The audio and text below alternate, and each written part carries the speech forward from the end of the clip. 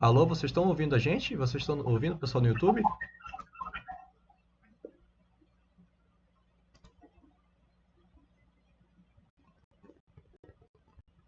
Saber se estão ouvindo, até que ponto ouviram, ou se a gente começa de novo. Né? Eu imagino que não ouviram nada, porque Agora sim, doutor. estava mudo. Não estava aparecendo, mas agora vai aparecer. Podem falar de novo, podem começar de novo que agora sim, iniciou para valer. Felipe, tá contigo. Boa noite, galera que está assistindo a gente pelo canal do YouTube, a Trupe Jurídica. A gente vai debater hoje sobre o direito da vida e da morte com dois palestrantes super incríveis. A doutora Giane Dantas, é especialista em direito da vida e procurador da República. O doutor Gabriel de Oliveira. Gente, é um prazer enorme estar aqui com essas duas pessoas incríveis, falando sobre um tema super importante. E o nosso tema é eutanásia, ortotanásia e direito à vida. A gente vai dar a palavra agora para os nossos palestrantes e a eles agora. Boa noite, Felipe. Boa noite, doutora Giane. Boa noite. Espero que agora o pessoal do YouTube esteja nos ouvindo bem, né? Antes de mais nada, eu gostaria de agradecer imensamente pelo convite.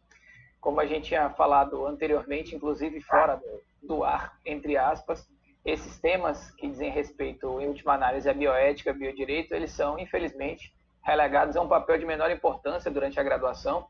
E eu fico muito feliz de ter a oportunidade de falar o pouco que eu sei, tenho certeza que a doutora Giane falará mais e melhor sobre isso com alunos de graduação que têm tanto interesse quanto a oportunidade de tratar do tema. Como o Felipe adiantou, eu sou o Gabriel Dallas, sou procurador da República. Eu sou especialista em ciências criminais e sou mestre em Direito Público pela Universidade Federal da Bahia e hoje estou lotado aqui em Santarém. Tudo bem, doutora Giane? Tudo bem. Gostaria de agradecer também à Trupe Jurídica pelo convite. É uma honra fazer uma live com vocês e na presença do doutor Gabriel, que é uma referência, né, no nosso mundo jurídico. E eu, para quem ainda não me conhece, eu me chamo Giane Dantas, sou advogada, especialista em Direito Médico e Direito da Medicina pela Universidade de Coimbra e sou procuradora jurídica da UNAMA, que é onde esses alunos brilhantemente estudam. A gente agradece a participação de vocês, é uma honra estar aqui partilhando tantos ensinamentos. Vai ter um bate-papo super interessante sobre esse tema.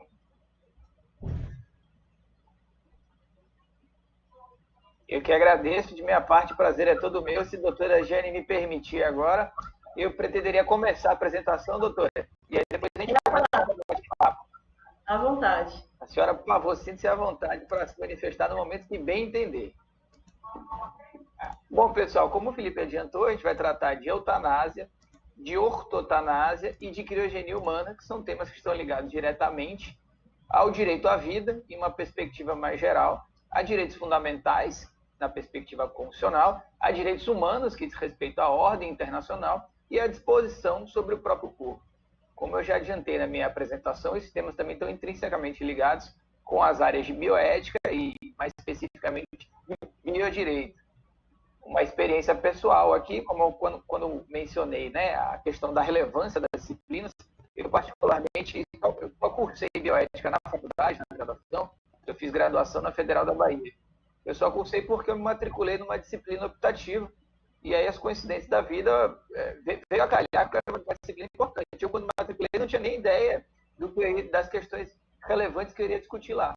Então, se servir de alguma coisa a minha intervenção aqui, eu já ficaria bastante satisfeito com isso, é que vocês deem muita atenção à área de especialidade da doutora Giane, bioética, porque, na verdade, parece que é uma vanguarda do direito, a gente discute muito pouco, especialmente no Brasil, e as dificuldades que a gente tem em tratar de eutanásia e de ortotanásia, por exemplo, elas são derivadas claramente da falta dessa substância material, doutrinária, jurisprudencial.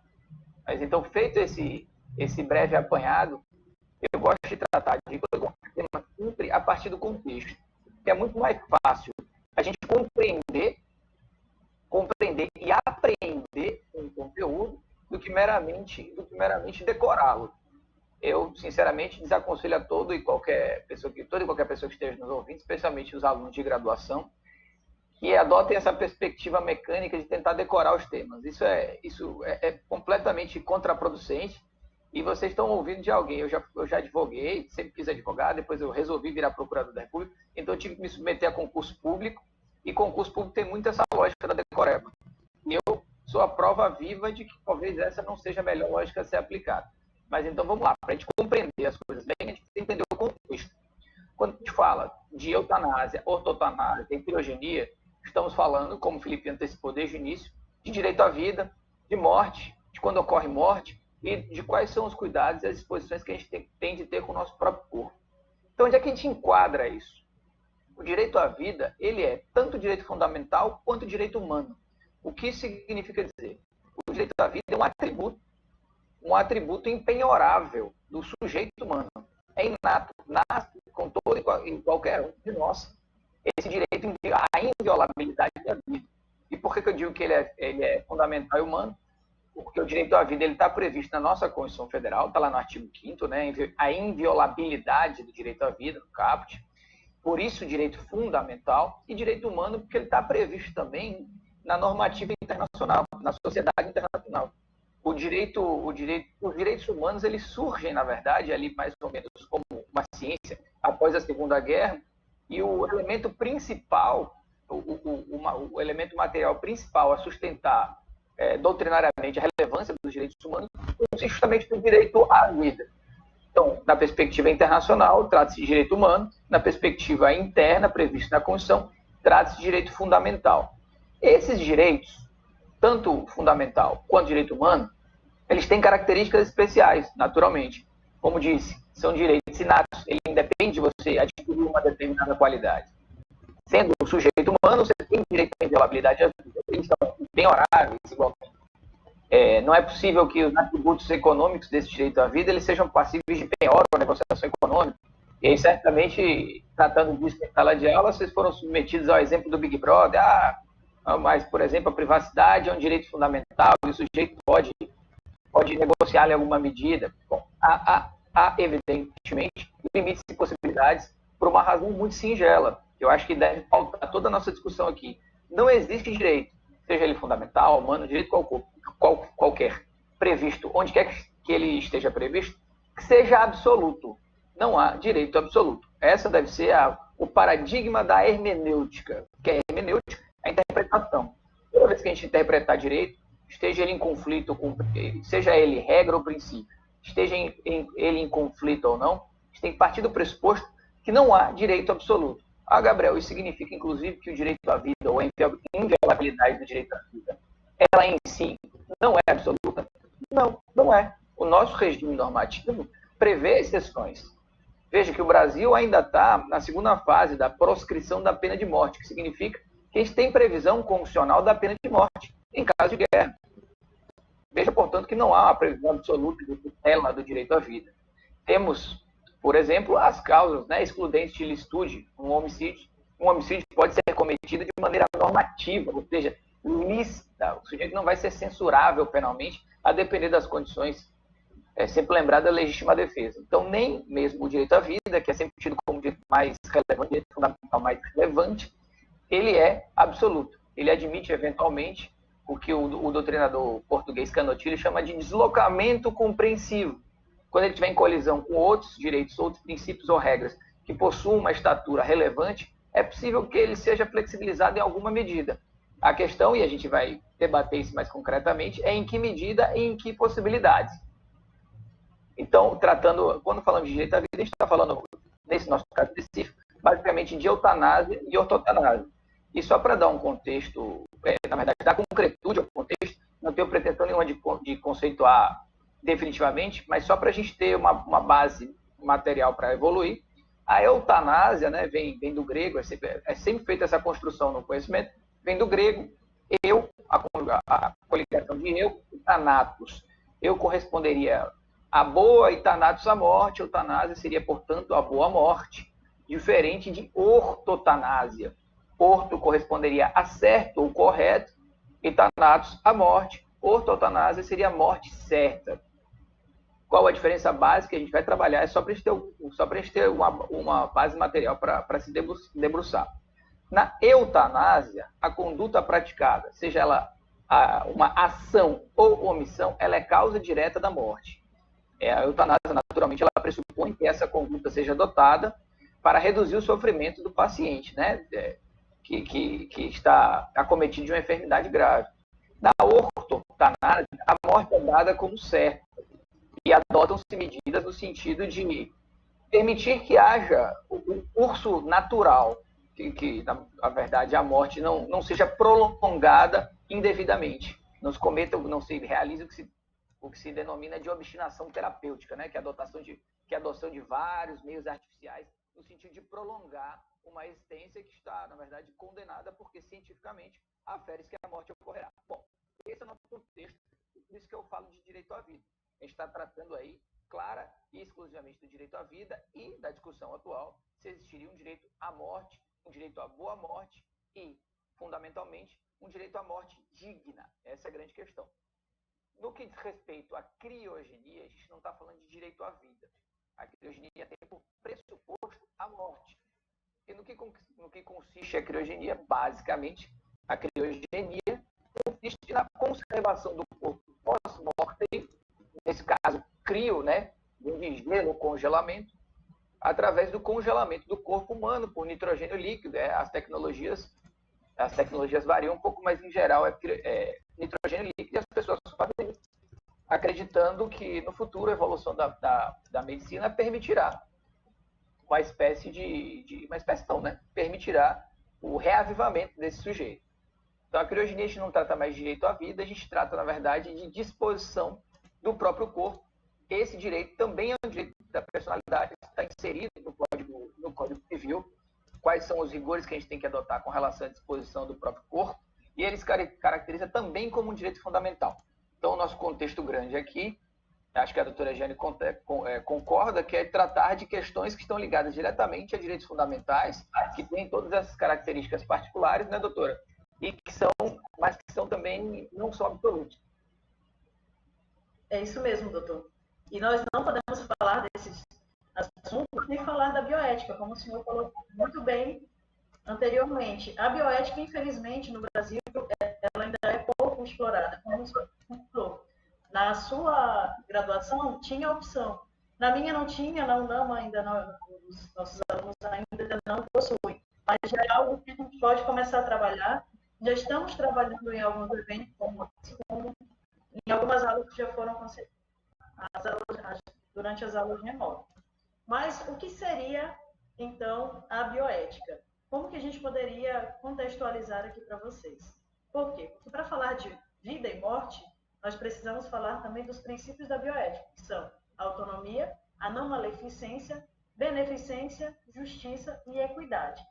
E a bioética, ela nada mais é do que a ética aplicada à vida, ou seja, são princípios norteadores da nossa vida, que servem para que a gente possa realmente utilizar e ter como parâmetro para poder.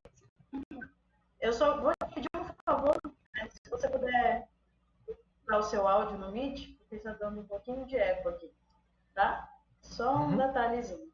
Eu estou resolvendo agora esse vai problema, melhorar. tá bom? Tá? Só desativa o seu áudio, por favor. Tá? Obrigada. Ok. Sim, voltando. A bioética ela é também um novo domínio da reflexão e da prática, que toma como seu objetivo específico as questões humanas e na sua dimensão ética, tal como se formulam no âmbito da prática clínica ou da investigação científica, e como método próprio a aplicação de sistemas éticos já estabelecidos ou teorias a reestruturar. E o que seria isso, pessoal? Para a gente falar principalmente de eutanásia, nós precisamos estudar a vida humana, nós precisamos estudar os benefícios ou malefícios que aquela doença, que aquele tratamento ele pode causar à pessoa. No Brasil, nós sabemos que ainda a eutanásia ela é crime, provavelmente nós ainda não teremos uma liberação tão fácil, e o senhor doutor vai falar com mais propriedade do assunto, porque realmente é algo ainda novo, é algo que nós precisamos amadurecer, mas o ordenamento jurídico ele vem se transformando, ele vem modificando no sentido de flexibilizar algumas normas, e essas normas elas acabam conflitando com diversos princípios constitucionais, que o doutor Gabriel vai explicar melhor para vocês. Obrigado, doutora. Pois então, falando de eutanásia, como a doutora Jane já sugeriu, a questão diz respeito à previsão normativa ou ausência de previsão normativa e interpretação à hermenêutica constitucional, que a gente está tratando sempre de colisão de princípios, todos eles muito relevantes. Com relação à morte, né, início da vida e morte, eles não são previstos na Constituição da República. O Código Civil fala logo no seu início ali que a personalidade civil se encerra com a morte e não diz quando ocorre a morte. Essa previsão vem pela Lei dos Transplantes, que é uma lei muito relevante, denominada, né, Lei dos Transplantes, lei número 9.434 de 97, que diz que a morte ocorre com a cessação da atividade encefálica, com a cessação da atividade cerebral. E aí, em direito civil, normalmente a gente estuda quais são os métodos que são aplicados, quais os exames que são aplicados para se identificar se num caso ou outro houve morte. Pois bem, esse é o nosso contexto geral. Quais os problemas que nós temos aqui para enfrentar? E vamos falar brevemente deles, acho que eles vão surgir mais durante a discussão especificamente sobre cada um dos nossos temas, né? O Estado possui um dever de tutelar a vida. Esse dever ele vem, na verdade, da formação do Estado. Seja qual for a teoria que é adotada, mas especialmente nos contratualistas, né? Na ideia da filosofia política. Por que o Estado existe? Presume-se, né, na ideia filosófica, que os componentes de uma comunidade perceberam que era melhor que eles se reunissem e vivessem em alguma harmonia do que vivessem no estado de absoluta desarmonia e, eventualmente, conflitos uns contra os outros. Então, o Estado surge, o Estado é criado para que ele harmonize essas relações sociais, e um dos maiores papéis do Estado nesse particular é tutelar, é garantir, é promover a inviolabilidade do direito à vida. Ou seja, o direito à vida não pode ser violado. É por isso que se diz que o direito à vida está na primeira dimensão dos direitos humanos, surge como direito civil e político fundamental, entendido, inclusive, como uma obrigação de omissão do Estado. O Estado não pode interferir na minha vida. É assim que surgem os direitos humanos. Só que eles vão evoluindo. Os direitos humanos são dimensões, são gerações, que estão sempre em construção. E o direito à vida ele não é um direito estanque de primeira dimensão, no sentido de obrigar uma omissão do Estado. O direito à vida é caracterizado posteriormente com a evolução da doutrina e da vida em sociedade como um direito, na verdade, ele obriga um dever prestacional do Estado, inclusive. O Estado não apenas está obrigado a não me matar, falando de uma maneira mais direta, como o Estado está obrigado a fornecer os meios necessários para que eu viva dignamente. É por isso que se diz hoje em dia, e essa compreensão é sempre muito lembrada pela Corte Interamericana dos Direitos Humanos, que é um direito à vida na perspectiva vertical, que é esse direito à vida que pressupõe, no mais, né, no geral, uma omissão do Estado, no sentido de permitir que o sujeito nasça, se desenvolva e morra, e um direito à vida na perspectiva horizontal, que é uma obrigação do Estado, no sentido de conferir as garantias mínimas, as necessidades mínimas para que o sujeito possua uma vida digna. E essa é uma questão que eu acho que deve pautar e vai pautar a discussão especialmente sobre a eutanásia no futuro, porque a vida deixa de ser um bem formal, etéreo e abstrato, e a vida hoje é entendida, na verdade, a vida tutelada constitucionalmente, como uma vida digna. Como, então, admitirmos que, e essa é uma questão, eu estou propondo um problema, não estou respondendo nada, como, então, a gente imputar um crime, por exemplo, a uma equipe médica que, atendendo ao exercício, como a professora Jane disse, ao exercício de autonomia do sujeito, devidamente informado da sua condição, ele prefere exercer um eventual, né, direito a uma morte digna, como o Estado se valeria do direito penal, que é entendido como última ratio, ou seja, o último mecanismo de repressão estatal, justamente porque mais grave, como agiria o Estado contra uma equipe médica, ou quem quer que seja, que tenha realizado essa vontade. O argumento poderia ser utilizado justamente nesse sentido. Ora, Estado, você próprio deve garantir uma vida digna. Então, quem é você para chegar num momento de crise como esse, que afeta única e exclusivamente um sujeito, e dizer para ele não, né? E me punir, imputar a prática de crime, seja o crime homicídio privilegiado, omissão de socorro, auxílio, suicídio. Então, vejam como como a questão é complexa. E essa complexidade é o que pauta a questão não apenas no Brasil, como no mundo. Mais para frente a gente vai ter a oportunidade de falar basicamente como é que está o regramento no mundo por alto, mas no geral, na verdade no geral não, na ampla maioria dos casos, a eutanásia ela é vedada. A eutanásia ela é classificada como crime, a atipicidade formal, geralmente enquadrada no homicídio. É justamente essa perspectiva problemática que cria toda essa questão, né? Essa resistência a se tratar de eutanásia. No Brasil, a gente tem uma resistência gigantesca a projetos de lei, o último foi de 2019, no sentido de regulamentar a eutanásia, só que os projetos de lei são propostos e arquivados, né? Vira a sessão legislativa, o projeto é arquivado e ou não é reproposto, ou ele é reproposto e arquivado novamente, justamente por conta dessa resistência. A última pesquisa que eu vi sobre a eutanásia, acho que foi de 2007, talvez nem reflita tão bem o que a população brasileira pensa sobre o tema, mas, salvo engano, eram 37% dos entrevistados que eram a favor da eutanásia. E a gente tem outra questão, né? Se a eutanásia deve ser regulamentada com base no desejo da maioria.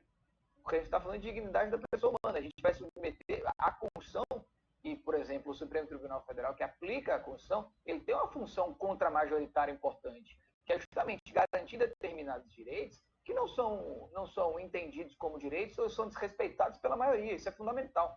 Essa ideia de democracia material. A democracia material, ela deixa de ser aquela democracia meramente formal, em que prevalece a maioria, não interessa o que a maioria diga.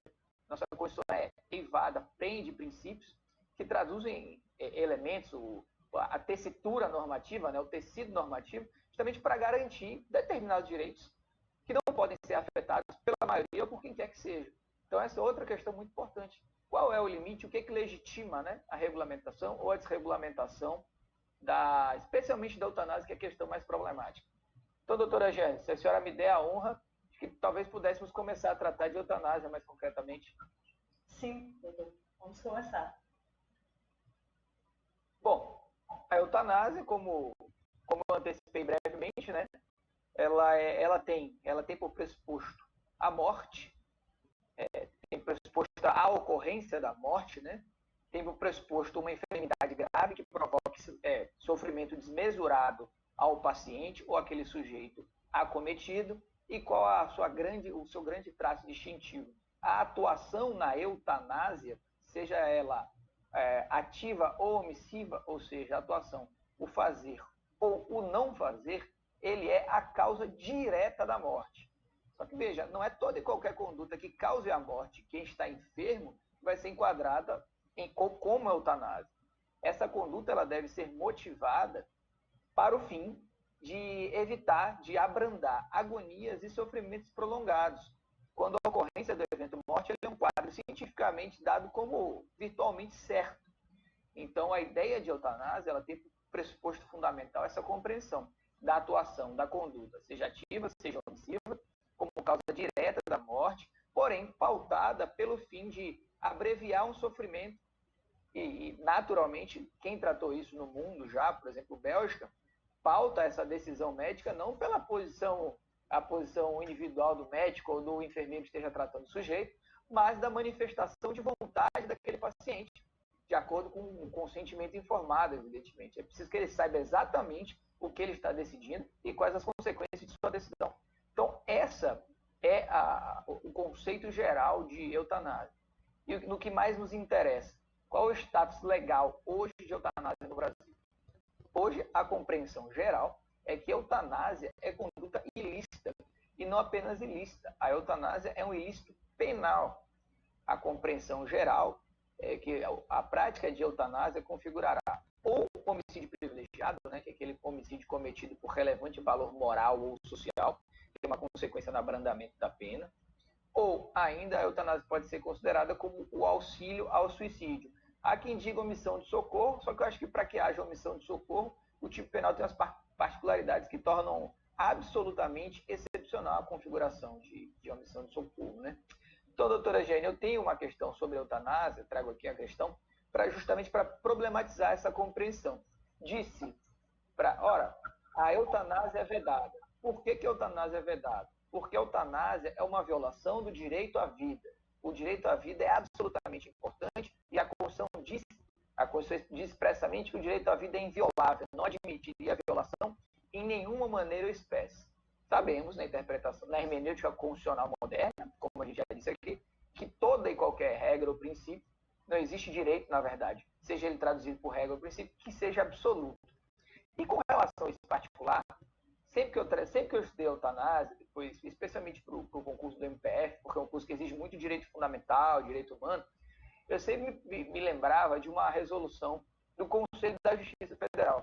O Conselho da Justiça Federal se debruçou sobre um tema que também é muito complexo. Esse tema está hoje afetado para a repercussão geral e vai ser julgado pelo Supremo Tribunal Federal, que é o caso daquele sujeito que, por uma objeção religiosa, ele não pode, por exemplo, ser submetido à transfusão de sangue. E ele diz para a equipe médica, olha, eu posso fazer todo e qualquer procedimento, agora eu não admito transfusão de sangue. Por quê? Na compreensão religiosa. Para ele, transfusão de sangue é muito pior do que a morte. E aí eu não conheço particularmente as minúcias da compreensão, porém esse não é um juízo que tem que ser feito por mim, não é um juízo que tem que ser feito por doutora Giane. Eu, naturalmente, não posso impor a minha visão de mundo a quem quer que seja. Pois bem, então imagine um caso de sujeito que está de vida ou morte e que ele pressupõe, ele imprescinde, ele depende necessariamente da transfusão de sangue e, por sua posição, por sua orientação religiosa, ele não admite esse procedimento. Houve uma série de casos que chegaram ao judiciário, por isso o Conselho de Justiça Federal editou um enunciado. No enunciado 403, qual foi a compreensão do Conselho de Justiça Federal? É o seguinte, ora, nesses casos em que o sujeito está informado, o sujeito é maior e capaz, havendo risco de morte ou não, se ele objetar, se ele disser não quero transfusão de sangue, a equipe médica ou quem quer que seja não pode impor a transfusão de sangue. Parece absolutamente razoável. Em que medida, pensando assim, onticamente na essência do problema, em que medida isso seria diferente da eutanásia?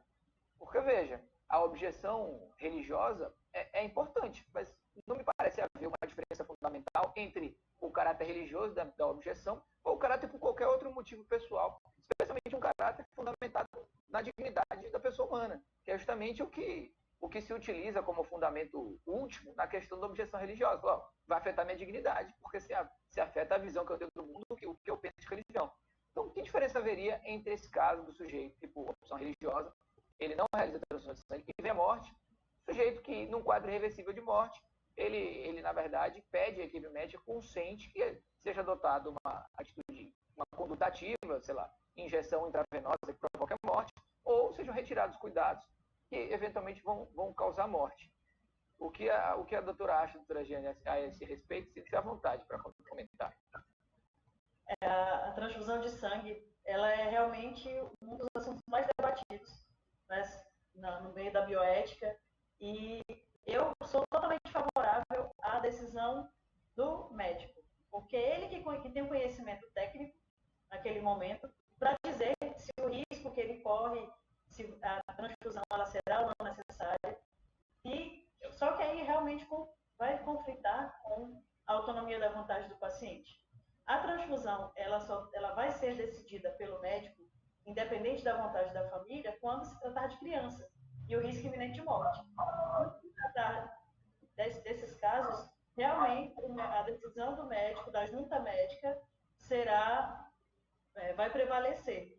Em alguns hospitais, aqui ainda não, né, porque nós ainda estamos caminhando, mas no Hospital Regional já existe uma comissão de ética, que ajuda a debater, que reúne com a família, explicam os riscos e alguns até autorizam. Mas na maioria dos hospitais públicos do Brasil não existe isso. Então, realmente, aquele entendimento, tudo que ele já veio passando, entendimento religioso, né, a consciência religiosa da pessoa, do paciente, vai prevalecer naquele momento. E se o médico vai contra a vontade do paciente, o médico pode responder a um processo ético. E essa situação também, doutor, me fez lembrar uma situação dos indígenas. Que o indígena, quando está com um membro necrosado, ele se recusa a amputar. E a ausência da amputação pode causar a morte. Isso também poderia ser configurado como uma espécie. Qual a diferença também com a eutanásia, não é? O senhor que atua na MPF pode ter se deparado com algumas situações parecidas. excelente o exemplo, doutor. Especialmente nesse momento que a gente vive de pandemia, né, de Covid. Porque as comunidades indígenas, não dá para a gente falar de indígena em geral, né? Cada comunidade é um universo em si mesmo, mas grande parte delas, elas possuem seus ritos próprios, inclusive a sua medicina própria. Então, a gente no MPF, nesse contexto de pandemia, durante e ainda continua acontecendo, felizmente, em menor medida. A gente teve uma série de casos em que tanto o paciente indígena cometido com um grau grave de Covid, quanto a comunidade e as lideranças da comunidade são muito importantes, eles objetaram, eles foram contrários, por exemplo, à transferência do paciente para algum outro local, para um tratamento ocidental, chamemos assim, né? Um tratamento ocidental em um hospital qualquer. E esse processo é um processo de absoluto respeito, porque a gente não tem noção, e a gente deve ser consciente, humilde a esse respeito, a gente não tem noção da mundivisão dos outros, do outro, especialmente quem vive numa cultura completamente diferente da nossa. Então, o ato de impor vontade, no sentido de, não, claramente é necessário entubar, vamos fazê-lo à força, é uma violência sem tamanho, que viola certamente a dignidade desse sujeito em um grau muito mais elevado do que a própria morte violaria. Então, essas questões, muito, muito interessantes. Por exemplo, eu me deparei com esse caso de transporte para o hospital, me deparei com um caso também de gestante indígena que estava se recusando a fazer o procedimento de cesárea, né, de fazer o procedimento invasivo, e não tem resposta certa, não tem resposta pronta.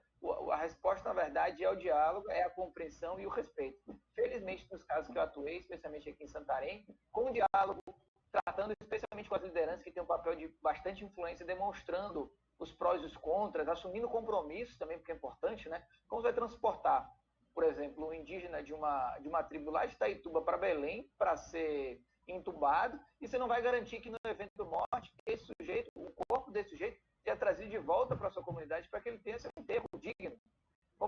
Como seria enterrado fora de sua realidade, né? Então, esse diálogo, eles pressupõem respeito. E, para mim, como a senhora apontou brilhantemente, é a mesma lógica que deve pautar a eutanásia. Não tem uma distinção a ser feita. Às vezes, a gente analisando, algumas das questões que a gente tem por muito complexas, elas parecem mais uma questão de preconceito, a sua preconcepção de mundo e a pretensão de imposição de uma concepção de mundo majoritária como se fosse algo com fundamento constitucional, fundamento na ordem internacional. E aí, toda vez que eu estou tratando desses temas complexos, eu acho importante, e aí eu sugiro para quem está nos ouvindo, quem ainda não teve a oportunidade de ler sobre hermenêutica constitucional, de constar um conceito de razões públicas, de Rawls. Rawls, tratando desse tipo de contexto, de grandes questões, eles basicamente que toda a nossa discussão deve se pautar por razões públicas. Eu não posso pretender uma questão que seja relevante socialmente, impor a minha visão de mundo com base numa questão privatista, seja ela religiosa, moral, ideológica. Eu devo procurar uma razão pública, um fundamento que seja público, que seja razoavelmente aceito pela maioria das outras pessoas, para traduzir meu argumento. Justamente porque senão além de impor nossa vontade, a gente não permite o que se chama de consenso razoável, né? Eu achei excelente o seu exemplo, foi ainda melhor do que o meu que eu tinha pensado sobre transfusão de sangue, doutor. Doutora, tem um Eu me questionamento. deparei com essa situação durante a pandemia. Então, eu lembrei, você falou da transfusão de sangue, eu lembrei, na mesma hora, e na situação, não foi permitido, a gente tentou dialogar também, porque realmente, eu também sou totalmente favorável ao diálogo e à conciliação. Muitas vezes o judiciário acaba por interferir muito além, né, dos seus limites, por algo que a gente poderia resolver na esfera administrativa ou através de um simples diálogo. E, pelo menos na situação em questão, o indígena foi tratado, mas não evoluiu a óbito. Então, mas realmente ele poderia ter perdido membro, poderia ter um choque ou algo do tipo, mas é realmente como o senhor falou, a perda de um membro para o indígena é como se fosse uma morte. Né? Porque a cultura deles é muito diferente da nossa. E nós precisamos também ter a sensibilidade de entender, assim como o caso de uma religião, a gente precisa entender uma cultura indígena também que é contrária a algum tipo de prescrição ética. Perfeitamente, concordo perfeitamente. Doutor, existe algum algum requisito para esse paciente ser assistido pela eutanásia? Essa é a questão, né? Hoje a compreensão é que a eutanásia é prática ilícita e a realização de eutanásia é inclusive crime. Então, a gente não pode falar de requisito para a realização de uma prática ilícita. Em tese, não haveria nenhuma situação que admitiria. É claro que isso, no caso concreto, vai ser discutido. Eventualmente, e aí a doutora que trabalha com equipes médicas diretamente, eventualmente a equipe impetra um habeas corpus preventivo, no sentido, eu quero realizar esse procedimento, a situação é tal e qual. Mas a mim parece que se a gente estiver falando de realizar a eutanásia, regulamentar a eutanásia, o requisito que é pressuposto fundamental seria justamente esse consentimento informado por parte do paciente. Isso, o paciente tem que expressar, né, qual é o interesse dele. A autonomia do paciente deve ser sempre levada em consideração. Eu acho que para a gente conseguir evoluir, que a gente são 7h46, a gente tem a eutanásia. Com relação ao direito comparado, eu fiz como é, na verdade, a regulamentação sobre a eutanásia no mundo, né? Fiz uma pesquisa breve e, em 2020, a Espanha, né, o Congresso Espanhol, autorizou o processamento de uma lei para regulamentar a eutanásia.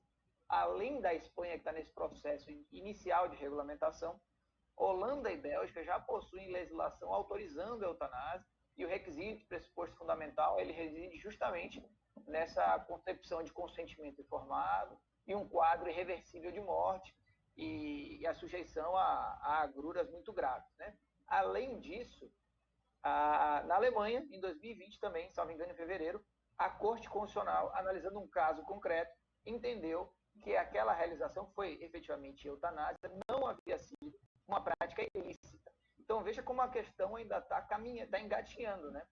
Fazendo uma pesquisa sobre o universo global, a gente tem Bélgica e Holanda com lei, Espanha começando a processar uma lei, e na Alemanha o Tribunal Constitucional julgou um caso concreto e entendeu que não haveria ilicitude. Então, a eutanásia está na vanguarda, estudo sobre eutanásia está na vanguarda. Quem não tem tema de monografia aí, sinta-se à vontade para tratar, porque certamente vai ser muito lido, né, doutor? Com certeza. Doutor, de que forma esse método pode afetar diretamente na sociedade? Bom, essa pergunta ela dava para a gente passar 2 dias discutindo, né? A eutanásia ela vai provocar efeitos na sociedade muito claramente, porque tem uma resistência de grande parte da população, uma resistência de orientação religiosa, moral. Então, a aprovação por exemplo, da regulamentação da eutanásia certamente vai provocar reações, como outras decisões, por exemplo, do Supremo Tribunal provocaram. O aborto de feto no encéfalo, até hoje, é uma decisão muito discutida, eu entendo absolutamente correta. Eu não tenho um defeito a opor, o julgamento da arguição e descumprimento de preceito fundamental número 54. Depois, o Supremo Tribunal Federal, em habeas corpus, da relatoria do ministro Luiz Roberto Barroso, teve uma outra decisão que também é muito polêmica, objeto de muitos questionamentos, que diz respeito com a inexistência de crime, né, a atipicidade da prática do aborto até o 3º mês de gestação. Essa foi outra questão muito discutida, se o STF não estaria se transformando numa casa de ciência ou algo do tipo. Então, acho que as repercussões com relação à eutanásia na sociedade brasileira seriam, em alguma medida, parecidas com essa. Representantes da Igreja Católica se manifestaram contrariamente, esse tipo de coisa. Entendeu? Agora, mais uma vez, as razões que devem pautar as decisões públicas, por homens públicos, pelas cortes públicas, elas devem ser, como as decisões, traduzidas em razões públicas. Isso que me parece fundamental. Agora a gente vai passar a palavra para a doutora Ediane compartilhar um pouco do seu conhecimento sobre esse assunto com a gente. Então, pessoal, nós já estamos falando aqui da eutanásia. Nós vamos passar agora para falar da ortotanásia. A ortotanásia, ela também é uma discussão bem polêmica ainda. E, como o doutor falou, só para complementar algo da eutanásia, é algo realmente que é pouco conversado e ainda existe muito preconceito. Nós precisamos realmente debater cada vez mais para quebrar um pouco os preconceitos que nós ainda resistimos, né? Mas passando para a ortotanásia, é como se fosse realmente o processo natural de morte, né? Neste caso, o paciente ele vai seguir o curso natural da morte, né?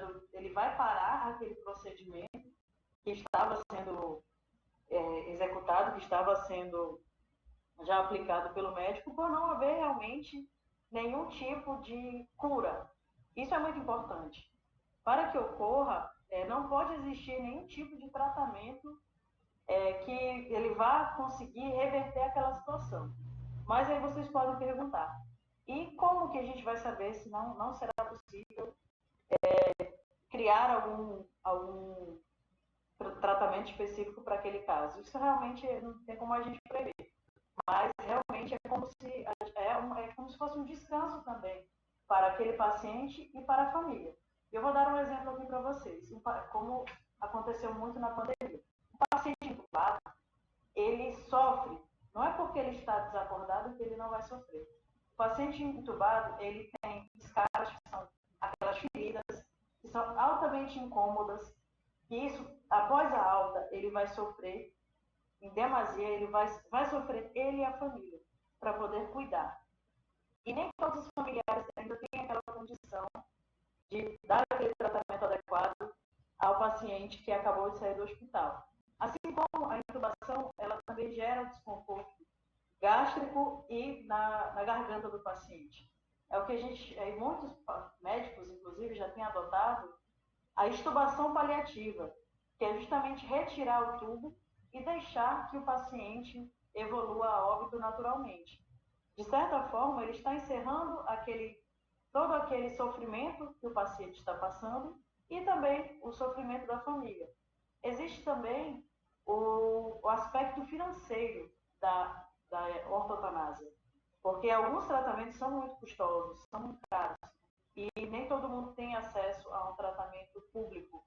E isso também é como se fosse uma libertação para aquela família, para aqueles familiares, porque nós estamos tratando aqui de casos graves, tá? Não vamos tratar aqui a ortotanásia como situações simples. São aqueles casos realmente muito evoluídos, estados vegetativos, por exemplo, que não tem como o paciente reverter. E a ortotanásia, ela já é considerada, ela não é considerada um crime, ela é autorizada, já acontece no nosso país, e principalmente através da extubação paliativa. Doutor, se eu gostaria de complementar algo, eu estou preocupada com o tempo, porque nós já estamos às 20 horas. Pois é, vou falar bem brevemente, só para complementar com a informação, né, que a ortotanásia ela tem regulamentação não legal, mas ela tem regulamentação por uma resolução do Conselho Federal de Medicina, que trata basicamente dos requisitos para a realização de ortotanásia.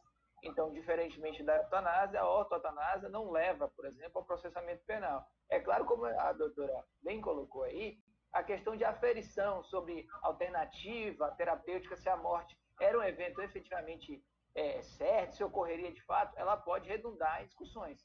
Mas a ortotanásia, entendida abstratamente como conceito, né, ela é algo que é admitido desde que preenchidos aqueles pressupostos previstos na resolução do Conselho Federal de Medicina. Exatamente, doutor.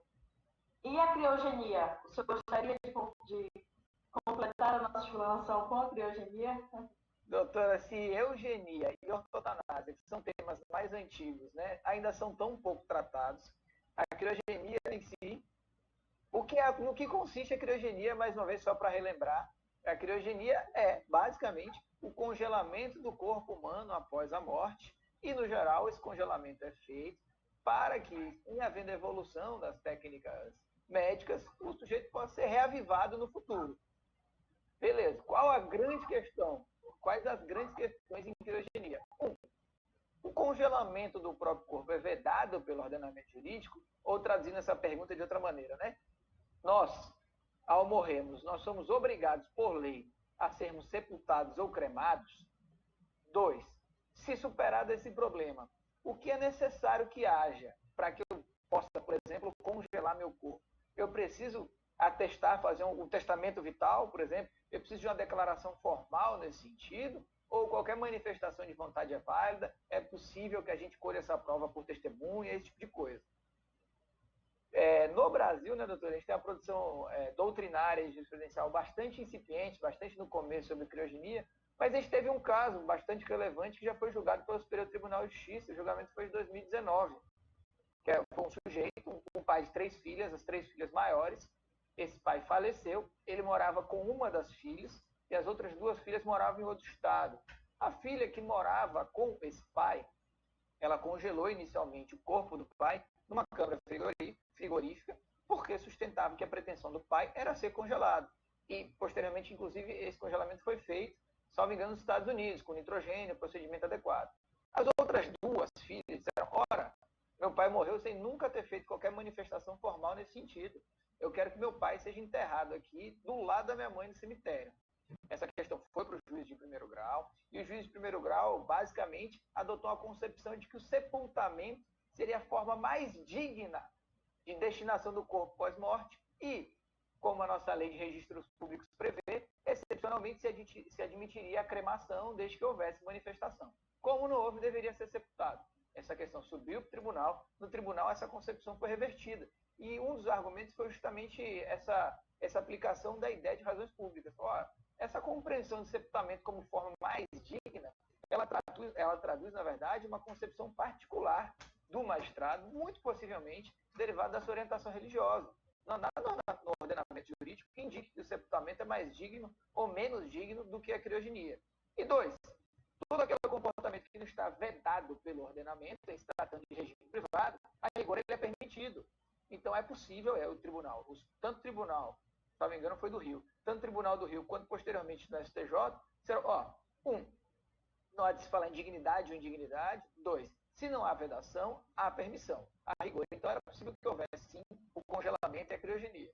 2, o que é preciso? Era preciso que houvesse, no caso, um testamento vital ou uma declaração assinada, constasse no testamento, qualquer outra formalidade. Diz o tribunal, não, a lei não previu para esse caso qualquer espécie particular de declaração de vontade.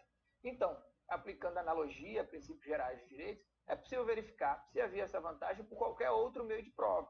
E quando chegou no STJ, o STJ analisando o caso concreto, né, naturalmente o STJ não se debruça sobre prova, mas analisando o caso concreto, disse, o tribunal entendeu que estava comprovado aqui, porque ouviram 15 pessoas, a filha que disse que esse era o desejo desse pai falecido, morava com ele, fisioterapeutas, médicos que atenderam, todos manifestaram que esse desejo de ser congelado era um desejo de cujos, então, naturalmente, a mim me parece, isso o tribunal falando, que esse desejo está devidamente comprovado, razão pela qual não vejo problema qualquer na criogenia, desde que respeitado como foi, na verdade, esse desejo do sujeito. Então, acho que esse é o estado da arte atual que a gente tem no Brasil, né, doutor? A criogenia não é vedada, ela é permitida, e não se exige uma manifestação específica de vontade ou formalizada de vontade. Exatamente, doutor. Até poderia existir o testamento vital, como o senhor falou, que poderia, de certa forma, evitar todo esse imbróglio que aconteceu. Mas o testamento vital ele também pode ser questionado, então ele não é absoluto. É apenas uma manifestação em vida da vontade do paciente, tanto de como ele quer ser enterrado, ou até mesmo para definir um procurador em saúde, para caso ele perca os sentidos ou algo do tipo.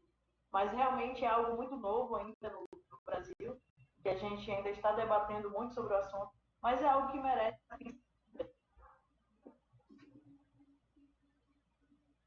Com certeza. Doutora, de minha parte, eu reputo suficientes os meus comentários acerca desses temas. É claro que foi um breve apanhado, né? O estudo dessas questões é muito complexo, muito profundo, e certamente vai ser muito melhor desenvolvido no futuro. Mas acho que para esse primeiro contato, nossa conversa vai render frutos. Eu concordo, eu agradeço muito a sua explanação, realmente foi excelente. Espero que vocês tenham gostado, espero que a gente tenha conseguido passar a mensagem para vocês. E mais uma vez a trupe, a todos que assistiram, muito obrigada e boa noite. Doutora, só antes de encerrar, tem 2 perguntas que foram enviadas. Sim, claro. De que forma esse tipo de intervenção médica ele deve ser utilizado de forma que respeite o direito Mas a intervenção em qual sentido? da própria criogenia. Como garantir a criogenia de um paciente que expressou essa vontade e para que isso aconteça de uma forma que respeite o direito? Então, como a gente falou já anteriormente, né? Nesse caso, por exemplo, que o doutor falou, o paciente ele expressou em vida para a filha que morava com ele. Então, a filha que morava com ele sabia exatamente qual a vontade do pai e ela expressou isso perante a justiça. Então, o paciente ele tem que expressar, ele pode expressar, tanto verbalmente como expressamente através do testamento vital. Deu para compreender? Sim, sim. E na sua opinião, não seria melhor deixar que a vida siga o seu ciclo, como sugere a ortotanásia? Ou é mais conveniente para os familiares ou para o próprio paciente que seja realizada a eutanásia, em caso de muito sofrimento que ele esteja passando?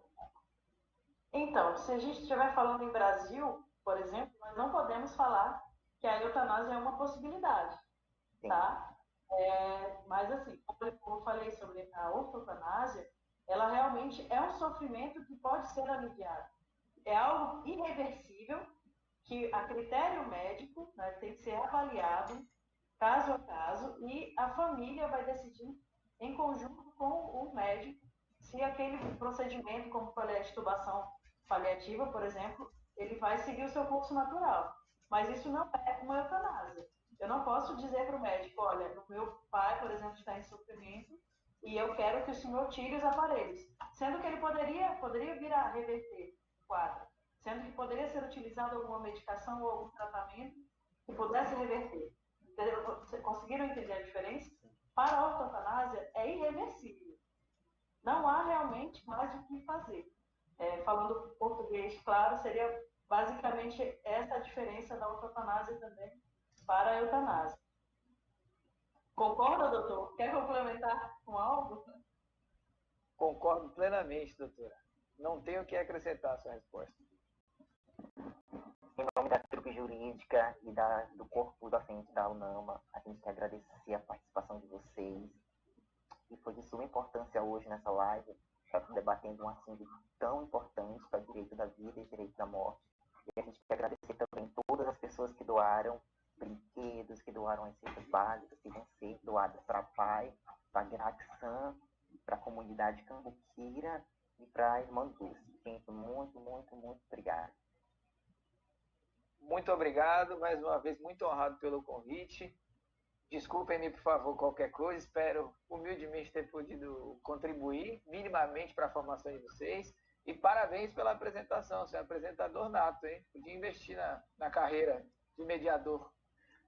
Eu que agradeço os elogios. Concordo, doutor. E realmente é difícil falar, né?